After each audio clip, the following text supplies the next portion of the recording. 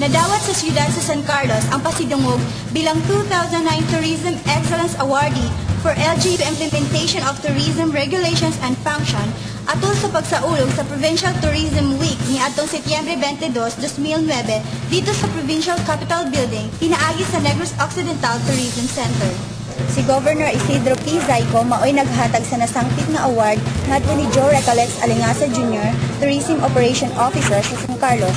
Matud pa ni Alingasa Jr. na dawat sa San Carlos ang nahisgutan nga award tungod kay ang buhatan sa turismo sa San Carlos maoy ning-abag sa Whispering Palm Island Resort ug sa Palau International Travel and Tours nga ma-accredited sa Department of Tourism o kung DOT.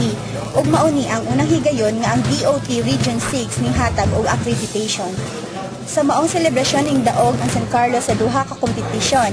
Si Maria Jella Buhat sa Julio Ledesma National High School nakakuha sa ikatulong luna sa Easy Writing Competition ni atong Setyembre 23 ug si Ria Carbajosa sa Tourism Office nakuha usab sa ikatulong luna sa Tour Guiding Competition ni atong Setyembre 25 nga didto kini gipahigayon sa SM Event Center.